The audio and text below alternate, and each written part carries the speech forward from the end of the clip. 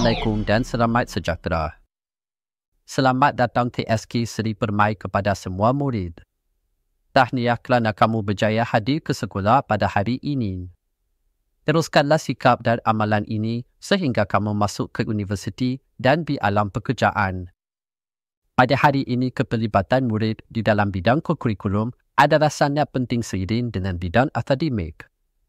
Harapan yang tinggi oleh guru terhadap kemenjadian murid SK Seri Permai adalah sangat tinggi agar kebitaraan sekolah kita menjadi terselah dalam bidang kurikulum ini. Justru, selahkanlah bakat yang terpendam di dalam diri kamu itu khususnya dalam bidang sukan, kena persatuan dan unit beruniform.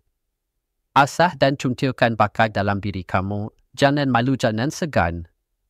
Yatim boleh pasti berjaya. Pentaksiran aktiviti jasmani, sukan dan kurikulum atau ITSK adalah sama pentingnya dengan ujian akhir sesi akademik UESA.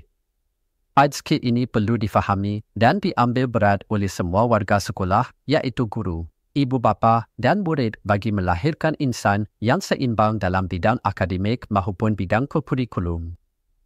Ayuh, di bulan yang mulia ini saya meniru kepada semua murid. Keluarkan bakat yang terpendam dalam diri kamu dalam bidang kurikulum, harumkan namamu di peringkat sekolah, daerah, negeri dan negara.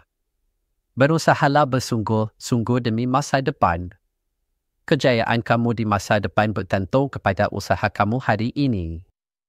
Akhir kata, selamat Hari Raya Aidilfitri, maaf zahir dan batin. Daripada meja penunung kanan kurikulum.